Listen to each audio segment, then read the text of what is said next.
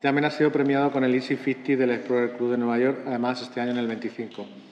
Actualmente está desarrollando su startup de cricket farming, que desarrolla nuevas tecnologías para producir y generar ingredientes alimentarios a partir de grillos. Ayer nos trajo una mayonesa que no hemos probado todavía, pero a lo mejor luego hay tiempo. También es fundador y de la Junta Directiva de la sección portuguesa del Explorer Club y es un apasionado defensor de una sociedad mejor, convirtiendo a los insectos en una de las soluciones para los próximos desafíos globales. Así que un aplauso para Gonçalo. So I'm going to talk in English, okay, because it's much easier for me than Spanish. Afterwards, we can speak in Spanish.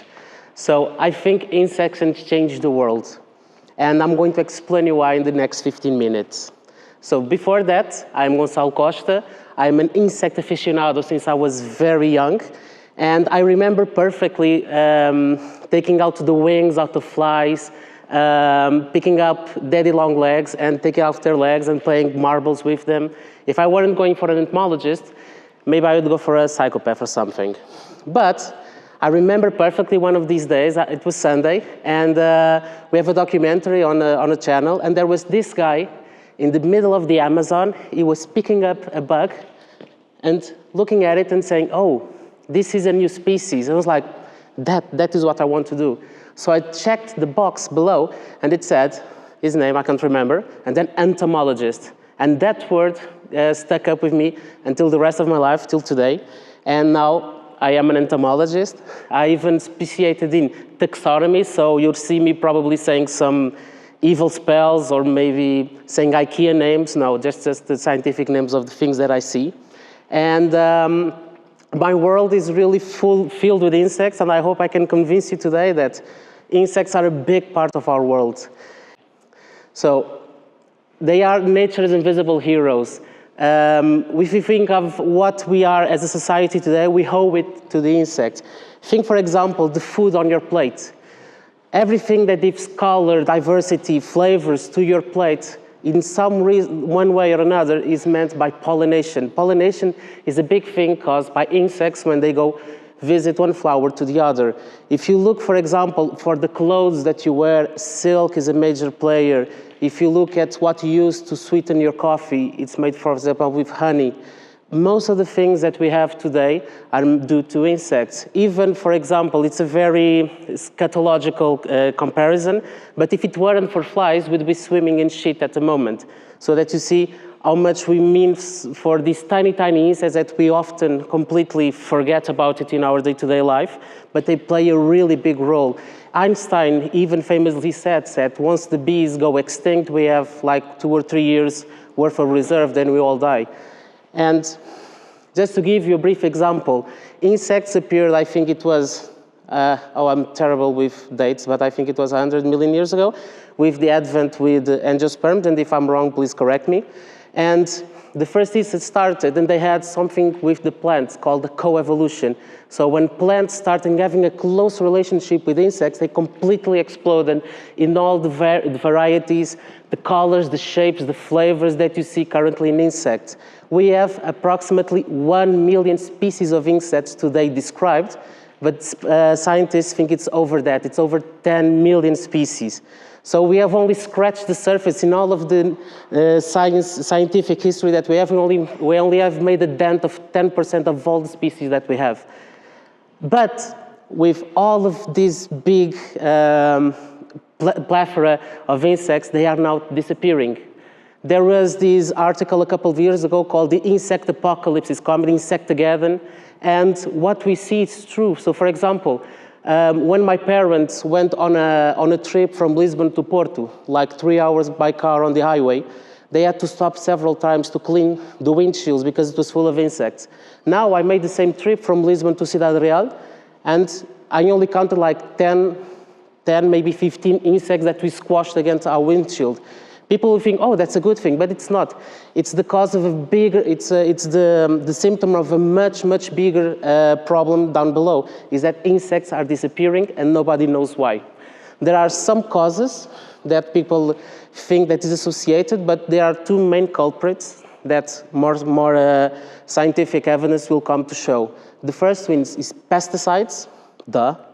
Because when you pull a pesticide on your field, about 2/3 of it goes washed away to the underwater reservoirs. And when plants suck that water up, what will happen is that they will get not the fatal doses, but the doses that is enough for the insect to drink, be a bit confused, and then drop dead.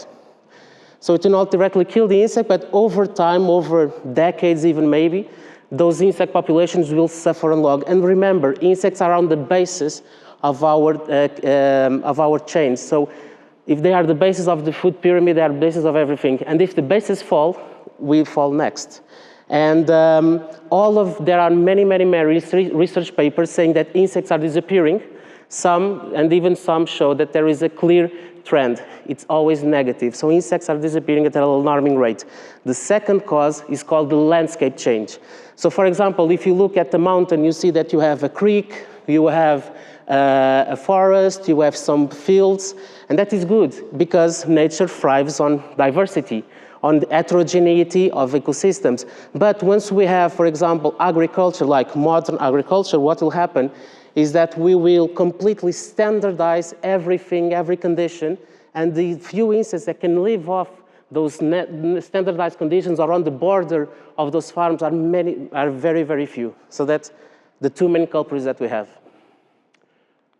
Wait, okay, so just for you to see in Portugal alone, like this tiny country, we have over 10,000 species of pollinators. These are just some of the pictures that we have. We have over 740 species of bees. So it's not only the honeybee that is doing the pollinating, it's the other 739 species that do the heavy work. The honeybee is just how do you say, she sucks up all the fame. And just for you to know, for example, insects can play major roles on ecosystems. You have insects as predators, so imagine the tiny ladybug that goes and eats the aphids. That's a very big part of our agriculture and biological agriculture. You can even have insects as inspiration. One of my works in Morocco is to see how cicadas are called a cultural heritage because each cicada has its own unique calling song. So if a cicada goes, this actually species I described, it's called the farting cicada. Another goes like, for example, or chick, chick. So it's very different, each species. And it's the cultural heritage I'm trying to see because as these species are disappearing, what will happen to the later generations when they won't have this much of a rich diversity of sounds and even cultural experiences. And you can see, like, we still use insects as inspiration. We have The Silence of the Lambs, the Bee Movie, Ant Z, The Flight of the Bumblebee, even brands that use insects. And also, I'm going to focus on now two, which are the main ecosystem services that insects provide us. Insects as food, and you have there this monkey eating a bug. And you also have insects as recycling and maintenance.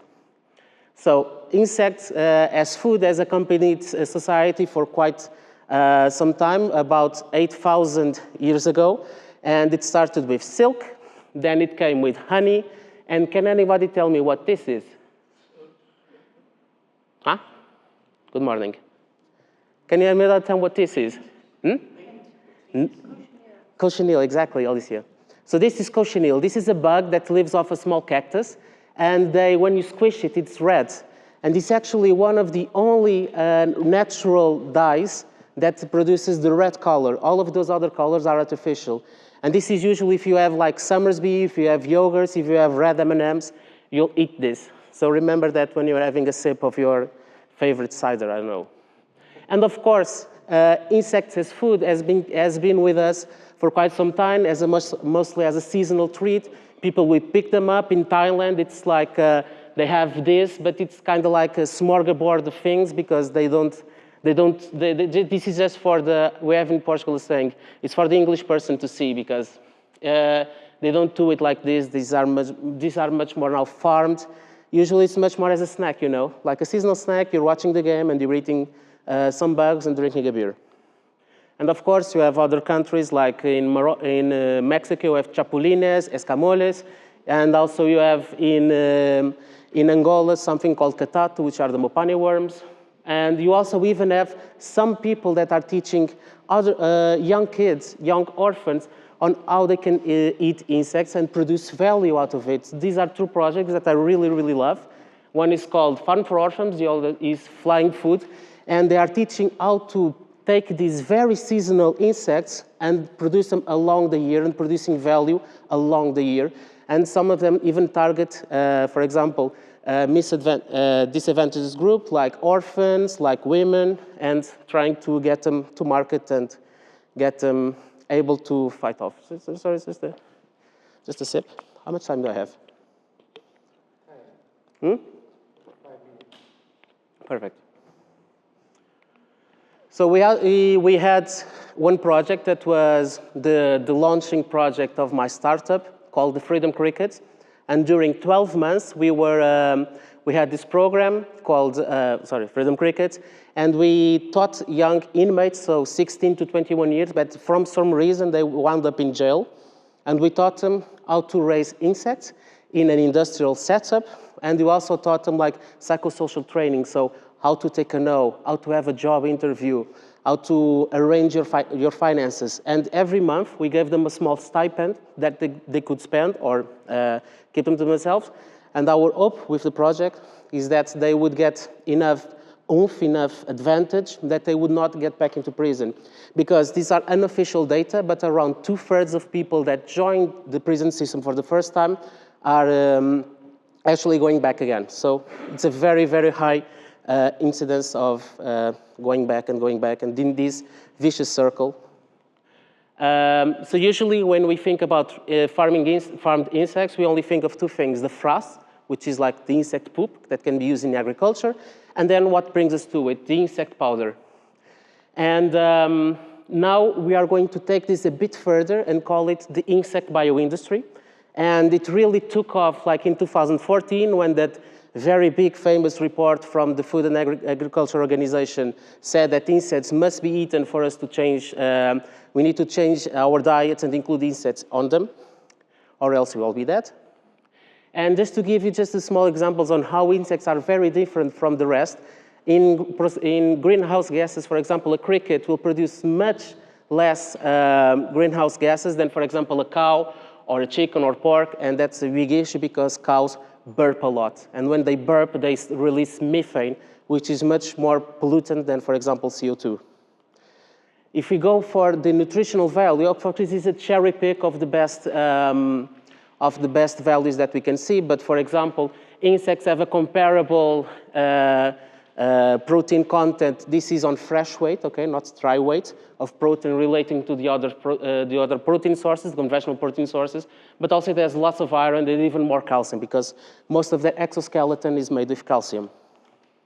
And of course, they need much less land. So cows, they eat a lot and they need a lot of space to roam. And then insects can also be raised in something that is called a micro livestock. And this is very cool. It's a very cool concept because all of the species that are now currently available for human food in the EU are called colonial insects. So you can raise them up together very, very tightly like they were sardines, and they will be cool with it. Imagine if you're doing that with cows, stacking cows on top of another. You cannot do that. It would be funny, like human cow centipede, but it doesn't work as well. But with insects, you can do that because you can raise them in trays or in big bags, and then you place them in big boxes. And then you can stack them one across another. So one of the cool things is that you can not only grow in 2D, but also in 3D in height.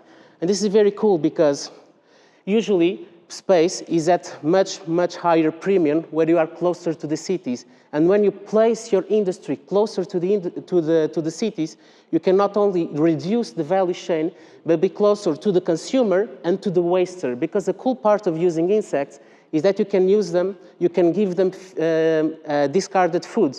So my mother always told me that I should finish up the food in my plate because there are people starving. And then I followed it to quite a nice thing. And it always brings me very much discomfort seeing waste still on the streets and waste on the food and waste even during all of the value chain. So insects can feed on that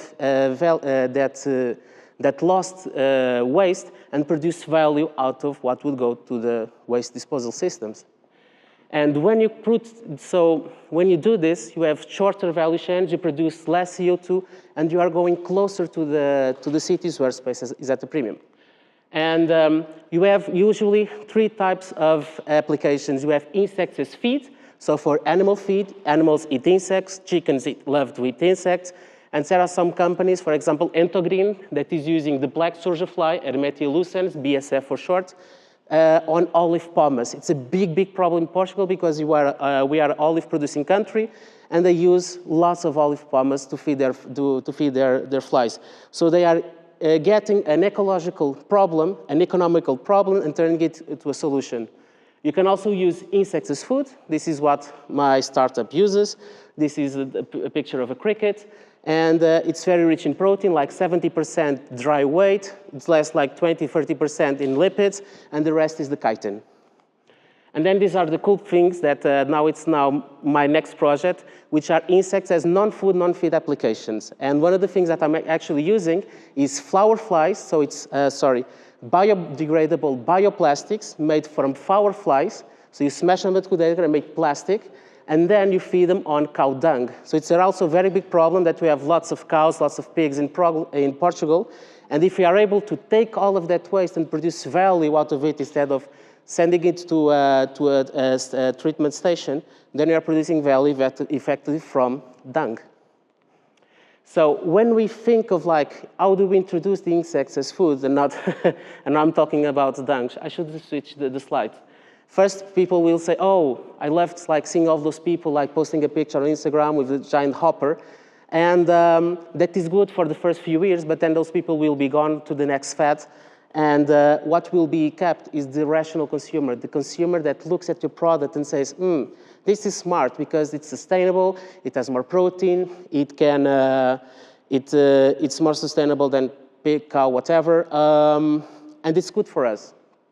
Because insects not only have all of these good things, but they also have nutraceutical properties. For example, if you ingest insects, you have a reduction on a pro-inflammatory protein called TNF-alpha, and this was just proven in a scientific report.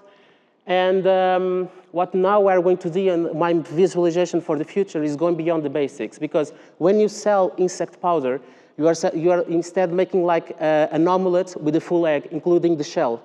And that's not good. It gets a bit crunchy if you do an omelet with it. But if you separate all of the things that the insect has good, for example, the protein for the fats, from the chitin, then you have lots of functionalities. And this is where the market unlocks. And that is something that I'm working really hard to do so. So there are still lots of challenges up ahead. One of the big ones that we have to do is relating to legislation. We need to change some of the legislation. Actually did that. But still, there's lots and lots of things that we need to do. These are just some. If you want, I can talk much more about the others. And I wish to thank you for coming. And if you want to follow me on Instagram, you can do it. And remember, next time you almost step on an insect, remember to pick it up and thank him, because someday it might also save your life. Thank you so much.